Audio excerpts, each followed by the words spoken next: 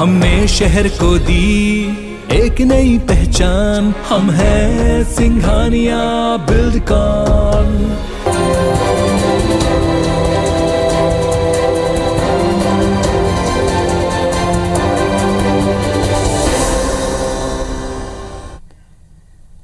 नमस्कार, मैं हूं पुनीत पाठक और आप देख रहे हैं छत्तीसगढ़ की बात। बहुत स्वागत है आप सबका।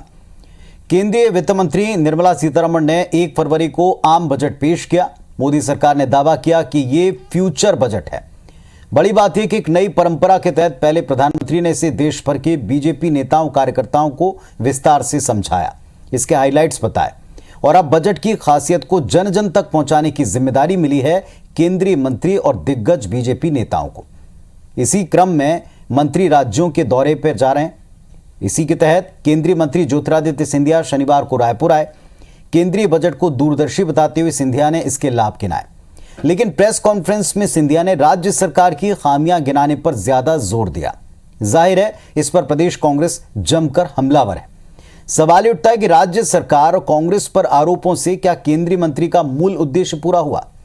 दोनों पक्षों को इस पर सुनेंगे, बात करेंगे। पहले एक रिपोर्ट देख लीजिए। ये सरकार 3 प की सरकार है।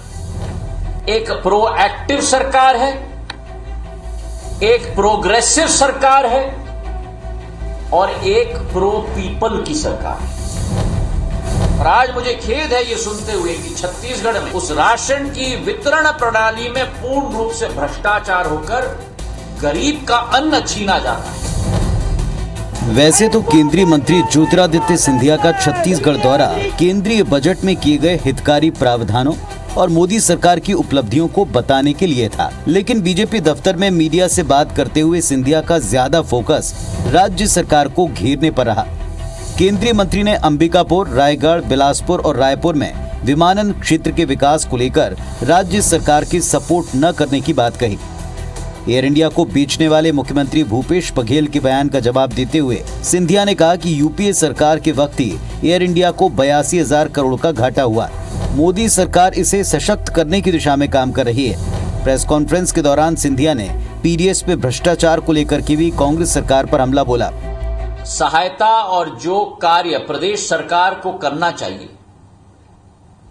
उस पर पूर्ण रूप से निराशा का सामना करना पड़ा और मैंने हमारे मुख्यमंत्री के साथ कई बार चर्चा करने की कोशिश की है, लेकिन मुझे लगता है कि उन्हें नागर विमानन क्षेत्र में शायद रुचि ना हो या उत्सुकता ना हो। इससे पहले केंद्रीय मंत्री ने राहुल गांधी के 2 भारत वाले बयान पर तंज कसते हुए कहा कि राहुल गांधी का संदर्भ 2014 के पहले के भारत को लेकर रहा होगा। रायपुर दौरे पर सिंधिया ने अलग अलग मुद्दों पर निशाना साधा तो छत्तीसगढ़ कांग्रेस ने भी सभी आरोपों पर बारी बारी से तीखा पलटवार किया। कांग्रेस नेताओं ने कहा कि 2014 से पहले सरकार में सिंधिया भी केंद्रीय मंत्री थे, ऐसे में उनको स्पष्ट करना चाहिए क्या उन्होंने भ्रष्टाचार किया था। कांग्रेस ने झूठ बोलने के लिए सिंधिया को अपने बयान पर माफी मांगने की बात कही। 15 सालों तक डॉक्टर रमन सिंह जी की सरकार, जो डॉक्टर मनमोहन सिंह जी की सरकार थी, जो पीडीएस चावल बेचती थी, नान घोटाले करके लगभग 36,000 करोड़ का नान घोटाला किया। उसके बारे में सिंधिया जी क्या कहेंगे, पहले उसके बारे में कहें। ये खाली झूठ बोलने वाला पार्टी है और उसमें ज्योतिरादित्य सिंधिया यहाँ आने से कोई लाभ नहीं है, कोई फायदा नहीं है। ये झूठ बोलने अभी चुनाव पहुंच रहा है बोल के चालू किए, अभी तक नहीं आ रहे थे कोई मंत्री, इसलिए ये झूठ पार्टी को कोई पसंद नहीं करेंगे। कुल मिलाकर केंद्रीय मंत्री ज्योतिरादित्य सिंधिया का रायपुर दौरा अपने मूल मकसद केंद्रीय बजट के हितकारी प्रावधानों को समझाने से ज्यादा राज्य सरकार और कांग्रेस पर दोषारोपण करने पर फोकस दिखा। इस दौरे के दौरान और उसके बाद के विरोध, बयानों और बहस से फिर ये सवाल उठा, आखिर उनके इस दौरे से आम जनता तो छोड़िए, प्रदेश और पार्टी को वाकई कुछ हासिल हुआ? सौरभ सिंह परिहार, IBC 24, रायपुर।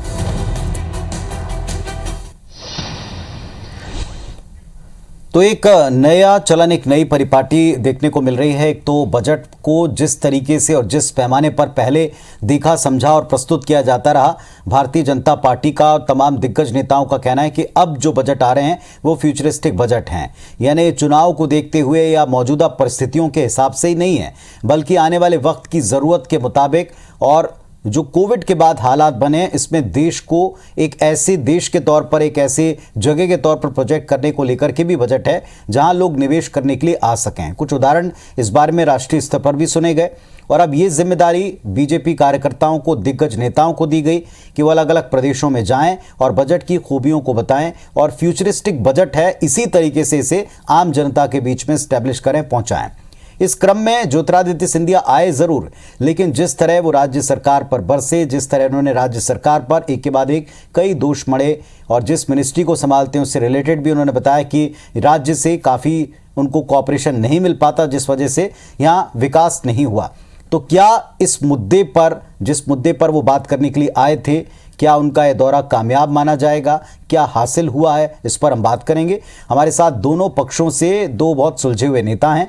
सुरेंद्र शर्मा साहब हैं, सरलता से अपनी बात कहते हैं, कांग्रेस पार्टी का पक्ष रखेंगे, और संजय श्रीवास्तव जी हैं, तेज तर्रार नेता भारतीय जनता पार्टी के। आप दोनों को नमस्कार, बहुत स्वागत है आपका इस मंच पर। संजय जी, पहला सवाल आप ही से।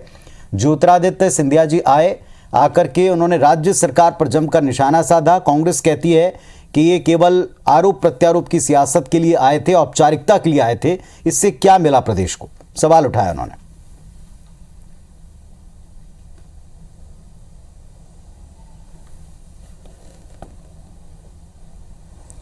सुन पा रहे हैं संजय जी आप मुझे? जी नहीं, थोड़ा सा डिस्टर्बेंस था, बोलिए, रिपीट करिए पुनीत जी। जी, सिंधिया जी के दौरे के बाद में जिस तरह से सिंधिया जी ने राज्य सरकार पर निशाना साधा, कांग्रेस कहती है कि इससे प्रदेश को क्या हासिल हुआ, केवल कोरे बयानों से कोई काम नहीं चलेगा। प्रदेश सरकार के मंत्री भी कहते हैं कि आपको काम करना पड़ेगा, प्रदेश के विकास के लिए कुछ देना पड़ेगा। क्या हासिल हुआ प्रदेश को, सवाल उठाया। देखिए, मुझे लगता है कि कांग्रेस वैचारिक रूप से संक्रमण हो गई है। लोगों को तो कोरोना का संक्रमण है, लेकिन कांग्रेस वैचारिक रूप से संक्रमित हो गई है। देखिए, अभी कुछ दिन पहले ही मोदी जी का बजट आया है। मुझे लगता है कि बजट न तो सुनने में दिखाई दे पा रहा है और न ही कानों में सुनाई पड़ रहा है। दरअसल सिंधिया जी जिस प्रोग्राम के लिए आए, उस प्रोग्राम की कॉन्सेप्ट को तो समझें कि आखिर वो जो बजट के जो प्रमुख बिंदु हैं उनको लेकर वो प्रमुख लोगों से बातचीत करने के लिए यहाँ पर आए थे। एक विचार गोष्ठी का आयोजन यहाँ पर हुआ था, और वैचारिक गोष्ठी कांग्रेस के कभी कार्यक्रम में तो होता नहीं, क्योंकि विचारों की तो दूर दूर तक कोई विषय ही नहीं रहता कांग्रेस के अंदर में, इसलिए उनको समझ में नहीं आता। इनको सीधे सौगातें आती है कि हम शराबबंदी कर देंगे, ये उसी तरीके का शराबबंदी है जिसके लिए 3.5 साल से जनता इंतजार कर रही है। ये वही कांग्रेस है जो कहते हैं कि बेरोजगारी भत्ता देंगे, लेकिन सुनाई नहीं देता, दिखाई नहीं देते कि कब बेरोजगारी भत्ता होगा। तो मुझे लगता है पहले विषय को समझने की आवश्यकता है कि आखिर सिंधिया जी का दौरा क्यों हुआ। उन बजट को, जिस बजट को केवल घोषित कर दिया जाता था कांग्रेस के समय में, लोगों को समझ में नहीं आता था। कम से कम इस सरकार ने यह किया है कि हमारे जो वरिष्ठ मंत्री हैं वो प्रदेशों के अंदर में जाएंगे, व्यापारी वर्ग है, सीए है, चार्टर्ड अकाउंटेंट है, तमाम प्रकार के लोगों से बातचीत करके उन विषयों पर बातचीत करेंगे कि आखिर सरकार क्या करना चाहती है, और यदि उनके कोई सुझाव है तो उन सुझावों को लिया जाता है। देखिए, आज यदि सिंधिया जी ने इस बात को रखा कि नहीं कि आज यदि देश के अंदर में कोरोना की भयंकर विपरीत समय के समय में यदि जीडीपी 9% यदि ग्रोथ कर रही है, जो वर्ल्ड में हाईएस्ट है, तो ये कांग्रेस को समझ में आएगी या नहीं आएगी मैं नहीं जानता, लेकिन ये सच्चाई है कि आज सबसे बेहतर जीडीपी में हम काम कर रहे हैं। और जिस 2 भारत की बात तो उन्होंने किया, उस पर मैं नहीं जाना चाहता। एक भारत तो 2014 के पहले का था जब भ्रष्टाचार के आलम थे, और अभी 2014 की बात की क्या स्थिति है, ये सब चीजें हैं। अनेक बिंदुओं को लेकर उन्होंने अपने विषयों को रखा है। कांग्रेस को सकारात्मक रूप से पहले सुनने की आदत डालना चाहिए। केवल हम विरोध के नाम पर विरोध करें और केवल हम नरवा गरवा घुरवा बाल्टी गोबर ये करते रहेंगे, तो मुझे लगता है कि इतनी हाई क्लास की बातें शायद उनको समझ में नहीं आएगी। कितना निर्यात हुआ, पहले हम कितना निर्यात करते थे, आज हम कितना निर्यात करते हैं, आईटीआर के अंदर में क्या छूट व्यापारियों को सुविधाएं दी गई हैं कि उनको 2 साल का एक अतिरिक्त समय दिया गया है। ये सब तकनीकी चीजें हैं, शायद इनको समझ में नहीं आएगी। एमएसएमई की बात है कि एमएसएमई के लिए हमने कितना बजट रखा इस कोविड के समय में, 5 लाख करोड़, और इस बजट के अंदर में अपना कितना प्रावधान रखा। संजय जी, इन सब चीजों को कहीं ना कहीं समझने की आवश्यकता है। आज ट्रांसपोर्टेशन के लिए संजय जी, एक सवाल तो ये भी उठा कि ये सारी बातें सदन में खुद वित्त मंत्री जी रखती हैं, और जिस भाषा में और जिस तरीके से रखती हैं उसमें ऑलरेडी सब चीज़ें एक्सप्लेन होती हैं। फिर बीजेपी कार्यकर्ताओं को पहले तो खुद वर्चुअली तरीके से समझाना, और अब नेताओं की ड्यूटी लगाना कि राज्यों में जाकर अलग अलग वर्गों से बात करें। और आपने ठीक कहा कि उद्देश्य क्या था, लेकिन चर्चा किस बात की हो रही है कि राज्य ने क्या नहीं किया, राज्य ने या केंद्र में कांग्रेस पार्टी क्या नहीं कर पाई, इस मुद्दे के ऊपर चर्चा है। इसी पर सारा प्रश्न है, क्या ये उद्देश्य कामयाब रहा जिस उद्देश्य से वे आए थे? नहीं, निश्चित रूप से। देखिए, ऐसा है कि ये केवल कोई बीजेपी के कार्यकर्ताओं का कार्यक्रम नहीं था, इस कार्यक्रम में जो विचार गोष्ठी है, इसमें तमाम जो रायपुर शहर और प्रदेश के जो वर्ग के जगत के लोग हैं, जो चार्टर्ड अकाउंटेंट, डॉक्टर्स, इंजीनियर्स, जो अलग अलग सेक्टर्स में काम करते हैं, उनके बीच में ये विचार गोष्ठी। और मुझे लगता है कि सरकार ने एक नए आयाम स्थापित किया, और इसीलिए एक नए तरीके से कि केवल बजट को तो मैं ये कह सकता हूं आज आपके चैनल में बैठकर चर्चा में कि बजट को तो 10% से ज्यादा लोग समझ नहीं पाते हैं। यदि उनको हम नीचे तक पहुंचाने का प्रयास कर रहे हैं, लोग समझें कि क्या है क्या नहीं, उसमें कुछ खामियां हैं तो वो भी हम चर्चा के दौरान ले लें, तो मुझे लगता है कि एक बेहतर पहल है और ये पहल होनी चाहिए, निश्चित रूप से सरकार को करनी चाहिए। आज यदि अब राज्य का बजट प्रस्तुत होता है और यदि किसी को कुछ समझ नहीं आता, तो क्या इस तरह की गोष्ठियां नहीं हो सकती हमारे छत्तीसगढ़ में छोटे छोटे जिलों में, जहां पर गरीब तबके के लोग रहते हैं, जो लोग नहीं समझ पाते हैं। बिल्कुल बिल्कुल इस तरह के प्रयोग हो सकते हैं कि नहीं हो सकते, और इस पर क्यों आपत्ति है कांग्रेस पार्टी को, ये भी पूछते हैं। सुरेंद्र शर्मा जी, आपने भी जरूर सुना होगा क्या उद्देश्य था सिंधिया जी के आने का, किस वजह से प्रेस कॉन्फ्रेंस की गई, और जो बाद में सवाल उठे कि यहाँ केवल राज्य या केंद्र में जो कांग्रेस की नाकामियां, इस पर ज्यादा बात हुई। क्या आपको लगा इस दौरे का उद्देश्य, और आपको लगता है जो अभी संजय जी कह रहे हैं कि उसमें कामयाब हुए हैं वो?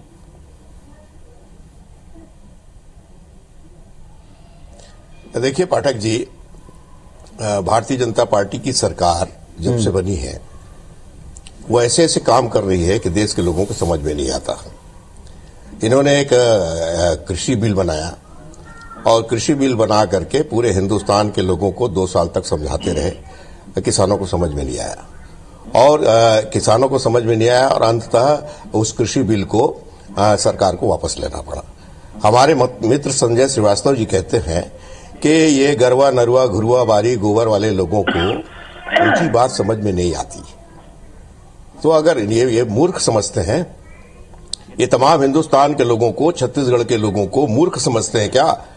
जब हम अपने प्राकृतिक संसाधनों के माध्यम से अपने छत्तीसगढ़ को आगे बढ़ाने का प्रयास कर रहे हैं, तो ये हमारी मूर्खता है, हम लोग नासमझ लोग हैं। आप नहीं समझा पाए, आप अपने कृषि बिल को नहीं समझा पाए, आप अपने बजट में कहते हैं कि भावी बजट है। इसका मतलब ये है कि आप ये स्वीकार करते हैं कि इस बजट में आज कुछ नहीं है, यहां के लोगों के लिए, यहां के नौजवानों के लिए रोजगार नहीं है आपके बजट में, यहां के किसानों को उचित मूल्य देने का साधन नहीं है आपके बजट में, यहां के लोगों के आने वाले समय के भविष्य के लिए महंगाई को कम करने का, पेट्रोल डीजल के दर को कम करने की कोई व्यवस्था नहीं है आपके बजट में। और आप समझाने चले छत्तीसगढ़ में आकर के आप छत्तीसगढ़ सरकार के ऊपर राशन कार्ड का भ्रष्टाचार का आरोप लगाते हैं। आप इस बात को भूल जाते हैं कि आपके बड़े बड़े नेताओं के खिलाफ इसमें प्रकरण विचाराधीन है, न्यायालय में जिसकी जांच चल चुकी है, इसका चालान प्रस्तुत हो चुका है। इस बात को आप भूल जाते हैं कि राशन के संबंध में भ्रष्टाचार किसने किया। मेरे को बहुत ज्यादा आपत्ति है, बहुत ज्यादा दुख इस बात का है कि यही ज्योतिरादित्य सिंधिया जी हमारे माननीय नेता हुआ करते थे। कांग्रेस पार्टी ने इनको क्या नहीं दिया, और जिस 14 की बात कर रहे हैं, 14 के पहले की जो देश है और आज का देश जो है, 2 अलग अलग देश की बात करते हैं। उस देश में आदरणीय सिंधिया जी आप मंत्री हुआ करते थे, आप सांसद हुआ करते थे, आप कांग्रेस के नेता हुआ करते थे।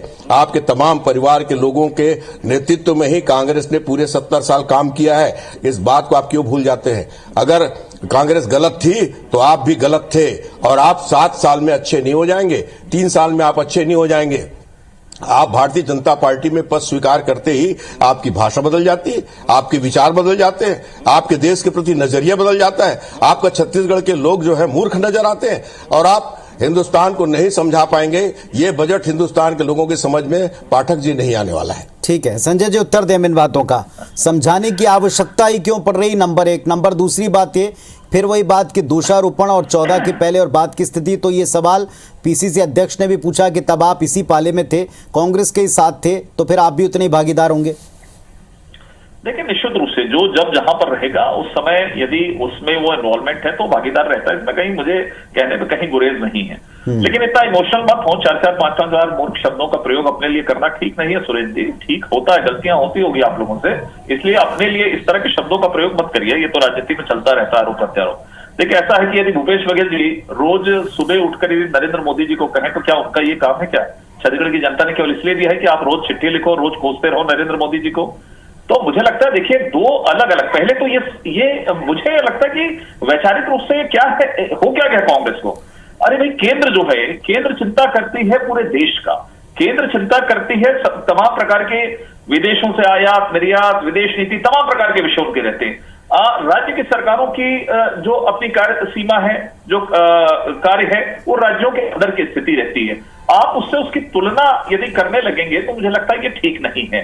तो तमाम प्रकार के जिन विषयों को मैंने रखा है, अब यदि मान लीजिए इनकम टैक्स का कोई नियम बनता है, व्यापारी को कुछ छूट देना है, आप तो कुछ नहीं कर सकते, राज्य की सरकारें तो कुछ नहीं कर पाएंगी। अरे भाई करेंगी तो केंद्र की ना, लेकिन जो इनकम टैक्स पेयर्स है उसको कुछ यदि फायदा होता है तो उसमें आपको कोई गुरेज है क्या, कोई दिक्कत है क्या, कोई आपत्ति है क्या? आप केवल वही मैं नरवा गरवा कहा, अरे राज्य के विषय अलग है, केंद्र के विषय अलग है, इतना तो समझिए कम से कम। और यदि मान लीजिए बजट जो चीज है, मैं चुनौती देता हूं बजट के बारे में, आप बता दीजिए, चलिए घंटे बोलिए बजट के बारे में। बजट एक ऐसी कॉम्प्लिकेशन रहता है, उसको समझना कोई आसान काम नहीं है। जो एक्सपर्ट्स रहते हैं उसको बेहतर तरीके से समझते हैं, लेकिन हमारी सरकार ने भी आकर, व्यापारियों के बीच में आकर, लोगों के बीच में आकर, चार्टर्ड अकाउंटेंट के बीच में आकर यदि उन सब चीजों को रखा है और यदि उसमें कहीं कोई कमी है तो उनसे चर्चा भी कर रहे हैं। तो ठीक है, बात फिर वहीं घूम कर आती है कि फिर उसी पर चर्चा होती, उसी पर बेहतर अपने पॉइंट्स रखते, उसी वर्ग को एक्सप्लेन करते, बजाय इसके कि हम केवल दोषारोपण में रह जाते। एक छोटा सा ब्रेक लेंगे, ब्रेक के बाद इस दौरे और दौरे के साथ में बनी परिस्थितियों पर भी थोड़ी चर्चा कर लेंगे। तो ज्योतिरादित्य सिंधिया के रायपुर दौरे के वक्त जो उनकी प्रेस कॉन्फ्रेंस थी, उसमें जिस तरह उन्होंने कांग्रेस पर, प्रदेश सरकार पर निशाने साधे, इस पर हम बात करें। सुरेंद्र शर्मा साहब, ये प्रेस कॉन्फ्रेंस जितनी देख पाए, समझ पाए, इसमें अपने बजट के हाइलाइट्स बताने के साथ, एक्सप्लेन करने के साथ, सवालों के जवाब में या अपनी तरफ से जो कुछ भी राज्य की तरफ कहा गया, उसमें 3 बातें कही गई। पहला कहा कि विस्तार को लेकर जितने काम करने राज्य कोऑपरेट नहीं कर रहा। दूसरा ये भी कहा कि 2014 के पहले की स्थिति और आज की स्थिति में बहुत फर्क है। तीसरा ये बताया गया कि इस बजट को वो लोग नहीं समझ रहे जो इसे अपने पुराने पैमानों पर कसते हैं।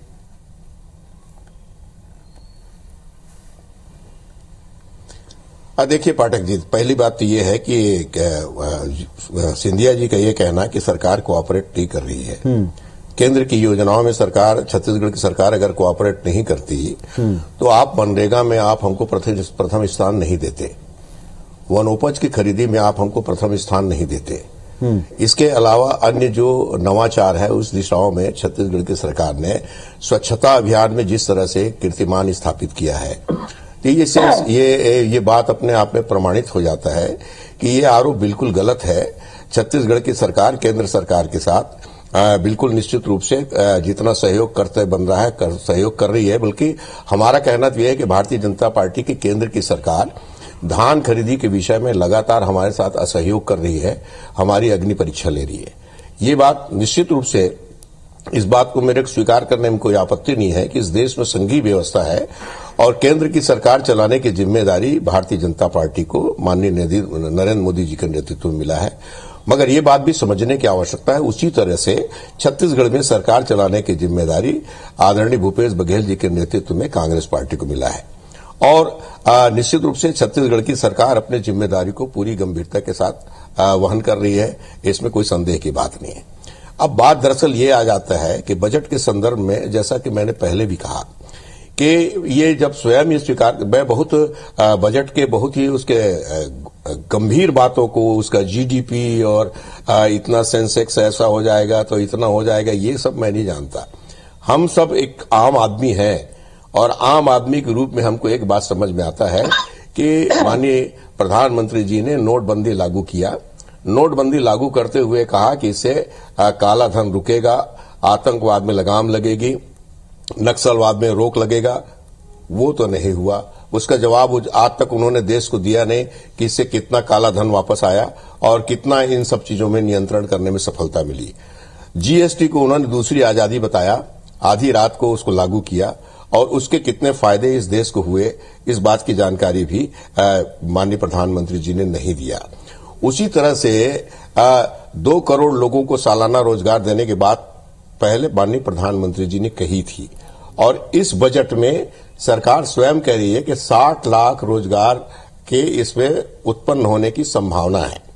और जब सरकार स्वयं मान रही है कि ये बजट जो है भावी बजट है, फ्यूचरिस्टिक बजट है, तो फ्यूचरिस्टिक बजट में वर्तमान में जो 65% जो युवा हैं, जो पढ़े लिखे अपने घरों में बैठे हुए हैं, जिनके हाथ में रोजगार नहीं है, उनके लिए क्या व्यवस्था है, किसानों की उपज के लिए इसमें क्या व्यवस्था है, इस विषय को समझाने में न तो सिंधिया जी सफल हो पा रहे हैं, न केंद्र की सरकार सफल हो पा रही है।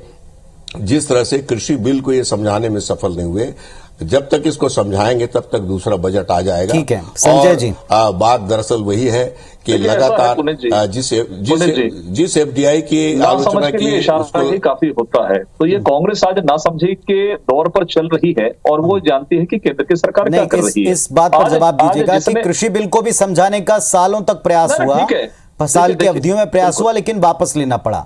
अब इस तरह बजट को भी एक्सप्लेन करना पड़ रहा है। ना, बिल्कुल कहीं दिक्कत नहीं। देखे पुनित जी, मैं तो नरेंद्र मोदी जी को बधाई देता हूं। ये सरकार ऐसी सरकार है, यदि हम उन 3 कृषि बिल को एक बेहतर दिशा में लेने के लिए लाए थे और किन्हीं कारणों से जो किसान नहीं समझ पाए, तो हमने लिया बड़ा दिल करके। हम सरकार पे हैं, हम जनता की अदालत पे हैं, हम सीधे सीधे जिद पे कांग्रेस टाइप एरोगेंसी हमारे टाइप थोड़ी ना है कि ये लोग कहते हैं कि 3 वर्ष तक, देखिए आपके यहाँ भी 10 बार चर्चा हुई है कि हम 2500 रुपए बेरोजगारी भत्ता देंगे, टीवी पर कह रहे थे, 3 साल बाद यू टर्न ले लिया कि हमने तो कहा ही नहीं था। अब ये झूठ कांग्रेस बोल सकती है, हम तो नहीं कर सकते। हम झुक जाएंगे लोगों के सामने कि हाँ कृषि बिल वापस लेंगे, लेकिन हम झूठ नहीं बोलेंगे कांग्रेस की तर्ज पर, जो आदत कांग्रेस को 58 वर्षों में है। सुन लीजिए, 58 से 60 वर्षों में। अब यदि आप ना समझदार हैं तो इसमें हमारी क्या गलती? और समझ लीजिए, केंद्र का बजट केंद्रीय संपूर्ण देश की संरचना को देखकर किया जाता है। बार-बार समझाने का प्रयास कांग्रेस ने कभी यू टर्न नहीं लिया है। कांग्रेस पार्टी ने अपनी घोषणाओं के संबंध में कभी यू टर्न नहीं लिया है। कांग्रेस पार्टी ने यह कहा है कि हम अपनी प्राथमिकताओं के आधार पर जनता की समस्याओं का समाधान कर रहे हैं। और आज हमारी सरकार है, हमारी जिम्मेदारी छत्तीसगढ़ के प्रति है, और उसको ध्यान में रखते हुए जो छत्तीसगढ़ सरकार की प्राथमिकताएं, जो कांग्रेस पार्टी की प्राथमिकताएं, हम उसको पूरी कर रहे हैं। आने वाले समय में मेरा एक छोटा सा सवाल संजय जी से, पूरा थोड़ी हो गया है। शर्मा जी, मेरा एक छोटा सवाल संजय जी से मैं पूछना चाहता हूं आम जनता की तरफ से। यहाँ प्रदेश के लोगों का एक एक्सपेक्टेशन, किसी विभाग का अगर मंत्री आता है तो एयरपोर्ट के डेवलपमेंट को लेकर और राज्य के एयरपोर्ट्स को लेकर, चूंकि आप भी इस बात को समझते हैं, आपने भी जब शासन किया था तो यहाँ की कई डिमांड्स रखी हैं एविएशन के सामने। जब उन मांगों के बारे में बात की गई तो उन्होंने कहा कॉपरेशन नहीं मिलता। क्या हर बार इस चीज को कह के हम अलग हो सकते हैं? राज्य के एक जिम्मेदार मंत्री कहते हैं कि प्रदेश को कुछ मिला नहीं है। देखिए पुनित जी, मुझे ऐसा लगता है यही चीज कांग्रेस को समझने की आवश्यकता है। आपकी यदि कोई डिमांड्स आप रखिए ना, कहीं आपत्ति नहीं, और डिमांड्स की पूर्ति सरकार कर भी रही है। अब उदाहरण के लिए एक छोटा सा उदाहरण देता हूं कि 25,000 किलोमीटर की सड़कें बनेंगी एनएच में। आप क्या पिछले 3 वर्षों में जो नेशनल हाईवे की सड़कें बनी, वो किसकी देना बता दीजिए। चलिए, आपका 1 रुपया नहीं लगा, किसने दिया? केंद्र की सरकार ने दिया। यदि प्रधानमंत्री आवास बन रहे हैं, 60% राशि कौन दे रहा है? हम दे रहे हैं ना, केंद्र की सरकार दे रही है ना। तो ये तो कोऑर्डिनेशन से ही काम होता है, संघीय व्यवस्थाएं हैं। लेकिन आप केवल ढाक के 3 पार्ट टाइप, नहीं हमको नहीं मिला, हमको नहीं मिला, हमको नहीं मिला। आज एक सड़क बनाने की स्थिति आपकी नहीं है शहर के अंदर। ठीक है सुरेंद्र जी, बहुत जल्दी आप इसका जवाब दे सकते हैं। जी है, पूरे देश के अंदर में सड़कें बना रहे हैं। अरे पहले बजट को समझिए, केंद्र का बजट क्या होता है, राज्य का बजट क्या होता है, उसको समझने का प्रयास करिए। अपने आप आपके दिमाग खुल जाएंगे कि वास्तव के आधार पर लगातार छत्तीसगढ़ में काम किया है, छत्तीसगढ़ की जनता की सेवा की है, और उसका प्रोत्साहन भी हमको मिला है, उनका आशीर्वाद भी हमको मिला है।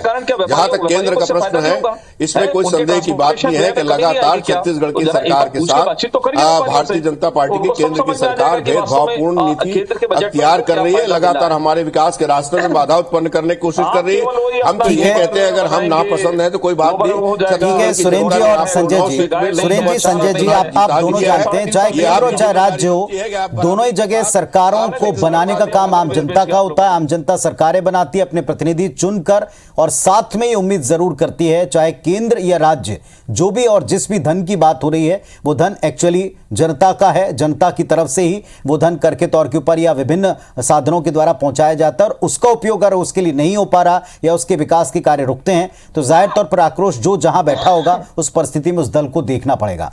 इस दौरे से क्या हासिल हुआ प्रदेश को, ये जो समझाया गया, एक्सप्लेन किया गया, उससे कितना लाभ हो पाया, कितना समझ पाए लोग, ये लोग बेहतर समझेंगे, जानेंगे और इस पर प्रतिक्रिया वक्त आने पर देंगे। बहुत शुक्रिया आप दोनों का चर्चा में आने के लिए। नमस्कार।